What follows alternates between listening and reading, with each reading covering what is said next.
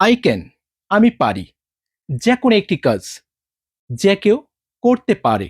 যে কাজটা করতে পারে তাকে আয়ের পরিবর্তে বসিয়ে দিব। হি ক্যান সে পারে। উই ক্যান আমরা পারি। দে ক্যান তারা পারে। ইউ ক্যান তুমি পারো। খুবই সহজ কিন্তু। ওকে? এখন যে কাজটা করতে পারি, আমি খেলতে পারি, আমি নাচতে পারি, আমি তাকে সাহায্য করতে পারি এরকম। যে কাজটা করতে পারি, যে ভার্বটা, যে ক্রিয়াটা তার প্রেজেন্ট রূপটা যদি এখানে বলতে পারি তাহলে কিন্তু হয়ে যাবে। আই ক্যান রান আমি দৌড়াতে পারি। আই ক্যান রাইট আমি লিখতে পারি। আই ক্যান রিড আমি পড়তে পারি। আই ক্যান প্লে আমি খেলতে পারি।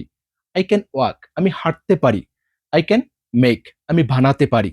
খুবই সহজ কিন্তু। হি ক্যান রান সে দৌড়াতে পারে।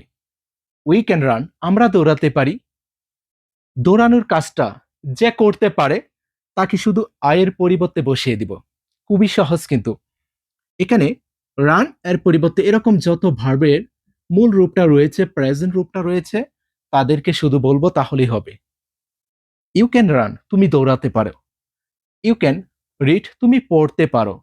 ইউ ক্যান প্লে তুমি খেলতে পারো। খুবই সহজ কিন্তু। ওকে? তুমি দ্রুত কি কাজটা করতে পারো? ইউ ক্যান রাইট ফাস্ট তুমি দ্রুত লিখতে পারো। ইউ ক্যান রাইট ফাস্ট তুমি কি দ্রুত লিখতে পারো, তাড়াতাড়ি কি লিখতে পারো। শুধু রান এর পরিবর্তে এরকম ভার্বগুলি ইউজ করব। খুবই সহজ কিন্তু। হি ক্যান সে পারে। আই ক্যান আমি পারি। উই ক্যান আমরা পারি। মিনা ক্যান মিনা পারে। যে কাজটা করতে পারে তাকে আয়ের পরিবর্তে বসিয়ে দিব। তারপরে হবে কি ক্যান। তারপর রান এর পরিবর্তে শুধু এরকম যত ভার্বের মূল রূপটা রয়েছে তাদেরকে যদি বলতে পারি তাহলে কিন্তু হয়ে যাবে। আশা করি সবাই আজকের পর থেকে যখনই এরকম বাংলা কথা বলবো যে কোন একটি কাজ কি করতে পারি, কোন একটি কাজ কি দ্রুত বা তাড়াতাড়ি করতে পারি, আমি কাজটা করতে পারি অথবা আমি পারি, সবাই ইংলিশে বলতে পারবো। আই ক্যান আমি পারি। আই ক্যান রান আমি দৌড়াতে পারি। I can run fast. আশা করি সবাই পারবো। ক্লিয়ার?